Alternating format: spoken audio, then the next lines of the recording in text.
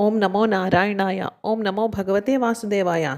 భగవంతుని సేవలో తరించిన జన్మ వ్యర్థమని ఈ పద్యం తెలియజేస్తోంది. కమలాక్షు నర్చించు కరములు కరములు, శ్రీనాథు వర్ణించు జిహ్వ జిహ్వ, సురరక్షకుని చూచు చూడ్కులు చూడ్కులు, శేషసాయికి మ్రొక్కు శిరము శిరము, విష్ణునాకర్ణించు వీణులు వీణులు, మధువైరి తవిలిన మనము మనము, భగవంతుని వలగొను పదములు పదములు, పురుషోత్తముని మీది బుద్ధి బుద్ధి, దేవదేవుని జింతించు దినము దినము, చక్రహస్తుని ప్రకటించు చదువు చదువు, కుంభినీధవు చెప్పిడి గురుడు గురుడు, దండ్రి హరిజేరుమనేడి తండ్రి తండ్రి. పద్మాల్లాంటి కన్నులున్న ఆ విష్ణుమూర్తిని పూజించే చేతులే నిజమైన చేతులు.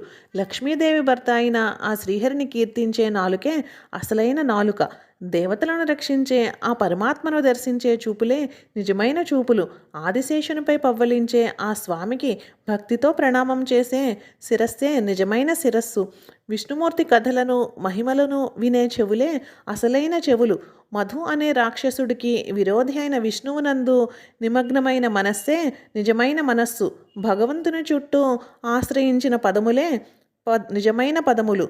పురుషోత్తముడైన ఆ దేవునిపై నిలిచిన బుద్ధే నిజమైన బుద్ధి. ఏ రోజైతే ఆ భగవంతుణ్ణి ధ్యానిస్తామో ఆ రోజే అసలైన రోజు. సుదర్శన చక్రం ధరించిన ఆ స్వామి తత్వాన్ని బోధించే చదువే అసలైన చదువు. భూదేవికి భర్త అయిన మాధవుని గూర్చి బోధించేవాడే నిజమైన గురువు. ఓ తండ్రి, శ్రీహరిని ఆశ్రయించమని ఆయనను చేరుకోమని చెప్పే తండ్రే నిజమైన తండ్రి. భగవంతుని సేవలో తరించని జన్మ వ్యర్థమని పోతనగారు ప్రహ్లాదుని ద్వారా లోకానికి చాటి చెప్పారు. ఈ వీడియో కనుక నచ్చినట్లయితే ఓం నమో నారాయణాయ అని కమెంట్ చేయండి.